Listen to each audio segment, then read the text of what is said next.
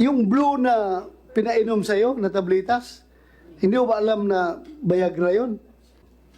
Ha? Most likely, Viagra yun. Hindi ako gumagamit yan, ha? Hindi ako gumagamit, pero alam ko lang na, alam ko, dahil nakikita mo yan, na yung blue pill na yan is Viagra. Yun po talaga yung utos ni Senyor na gahasain ko daw yung babae kapag hindi nagpapagalaw. Excuse me po, Mr. Chair, is, yung sinabi ko po kasi nung pinatawag kami is hindi po tumatayo yung junjun ko, kaya sabi ko nga hindi ko kayang galawin yung babae. Tapos yung binigay po, para, yung alam ko sa pagkakaintindi ko po is para sa, ano talaga yun, pampagana. Hindi ko alam kung ano, sir, pero ininom ko na lang. Di ko alam kung anong klaseng tabletas yun. Tapos maya-maya, naramdaman mong sumarap ng Opo. pakiramdam mo.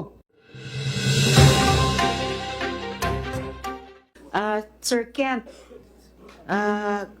Kent Steven Consigna, dun po sa ipinakitang letrato ni Chair kanina, kasama po kayo doon? Opo, ma'am. Kasama ko noon. Kasama po kayo. Tapos kayo po ay miyembro ng pangalawang antas ng Soldiers of God, yung Cluster ano po yung Agnus notes po? Cluster Agnus. Cluster, oh yun po. Cluster Agnus. Opo. Meron din po kayong marka tulad ni Jeng, Ito po. Sir Jeng kanina? Meron. At lahat po ba ng miyembro na nasa kapihan ay may ganyan? Hindi lahat, ma'am, kasi yung iba dito lang kinukunan ng dugo Sa daliri. sa daliri. Pero sino-sino po yung may ganung Yung- tattoo or marka?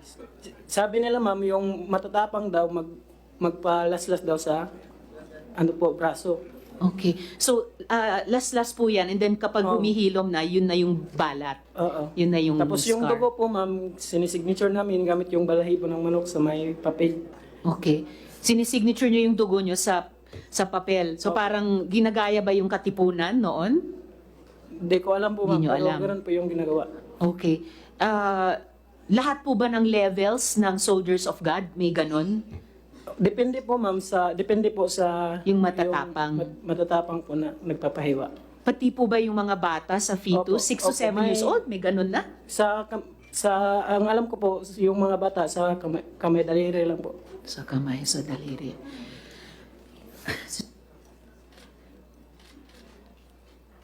Okay, salamat po, Sir Kent. Salamat kayo, Mr. Chair. May dadagdag lang po ako kasi po, Yes. yung pinakauna talagang minors na kinasal doon is yung anak ni Janet. Tapos yung kapartner niya po is kaplaton ko po sa Cluster Agnus. Sa Cluster Agnus po kasi doon nandun pa ako, may 13, hinati-hati siya ng 13 platoons. Yung member po is umabot may 30, 20 plus ganun po. Tapos yung partner ng anak niya is kaplaton ko po. Tapos kabarangay ko din po sa Socorro. Ilang taon yung anak ni Miss Janet? Ano po, 12 years old nung kinasal, tapos yung babae pa, 13 yata yun, kung hindi ako nagkamali. Tapos, isa po ako doon, ma'am, sa kinasal, 18 po ako nung kinasal ako ni Senyor Aguila, tapos yung kapartner ko po is lesbian po, 24 years old. Tapos, nangyari po, kapag 3 gabi hindi mo makuha yung babae, pinapatawag po. Tapos, yung time po, nung di ko ginalaw talaga yung babae, pinatawag ako ni Senyor.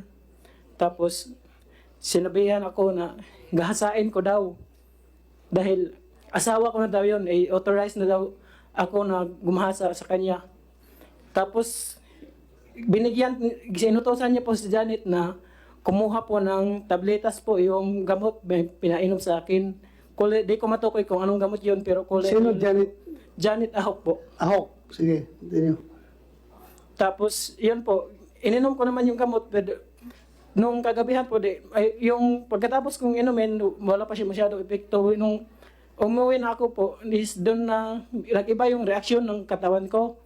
Tapos, di ko na alam kung nung, parang lutang po talaga ako. Tapos, nung kagabihan po is, gusto ko pong galawin yung babae, pero hindi ko talaga ginawa kasi wala akong gusto. Tapos, parehas din kaming walang gusto kasi pilit lang din na kinasal.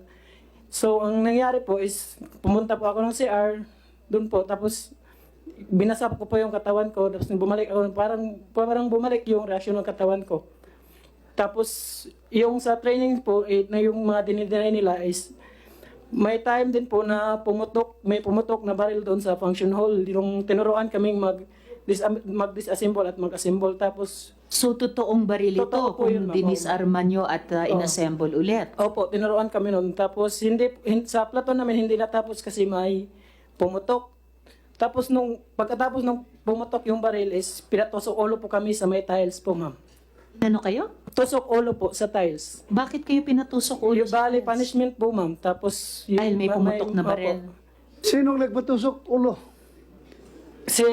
Sila po din doon sila mga staff sa Agnos, sila si Daryl Buntad, si Johnny Elandag, Jubilito, Chicoso. Daryl Buntad. Sino Daryl Parang Buntad? mandasyon din po ni Senyor Aguila. Tapos, parang mandasyon po ni Senyor Aguila na gawin sa amin yung punishment. Kasi sila yung staff sa amin sa sa Ano, Agnos. ginawa mo yan? Magandang hapon, Senator, Kasama doon sir. si Ibrahim. Kaya ginawa mo ba? Hindi. Hindi po totoo, sir. Hindi naman totoo. Yes po, sir. Kasi,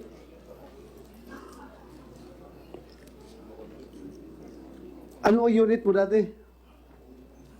sa sir, sa RPSB 13 doon sa Adlay, sir. RPSB 13. Yes po, sir. Tusok ulo. Alam mo, ito bata. Sa totoo lang, mas naniniwala ko dito eh.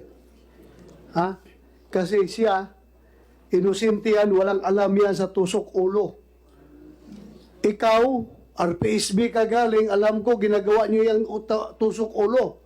So, paano siya ngayon mag-imbento ng term na hindi niya alam, ikaw alam mo? Huwag natin maglukuhan. Pareho tayong pulis. Ha? Hindi niya alam yung term na yan dahil sibilyan yan, hindi yan pulis. Ikaw dating pulis, alam na alam mo yung term na yan. Yung tusok ulo. Tapos ngayon, dinay mo na ginagawa ninyo yan. Ano, Buntad? Yes, sir. Ang ginawa mo? Hindi po talaga, sir. Hindi talaga. Yes po, sir. Ilang kayo nung pinagtusok ulo?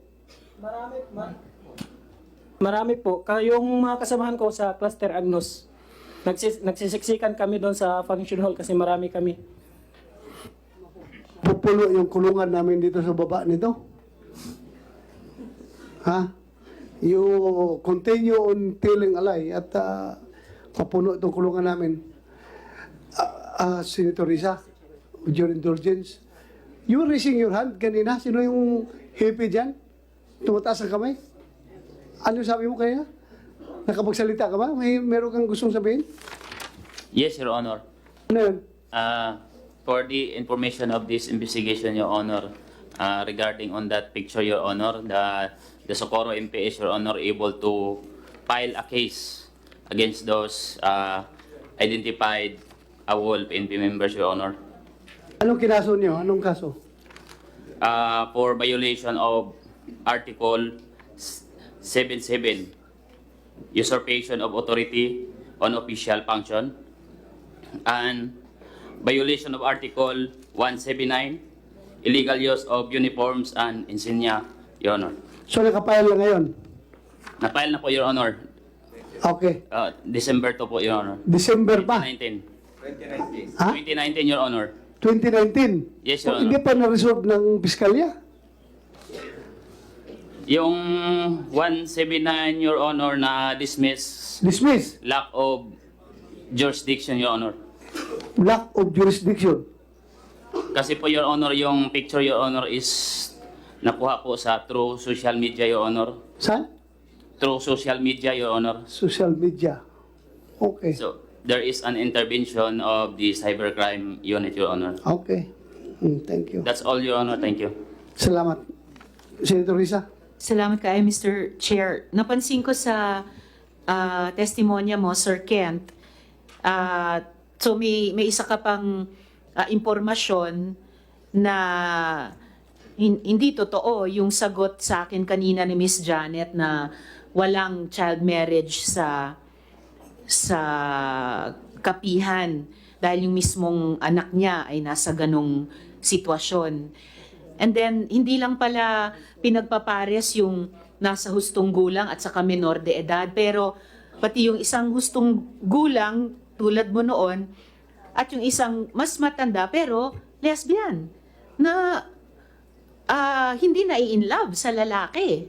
Tapos pinagpupumilit na kayo ay magtalik, ini-authorize pa kayo na gahasain yung babae.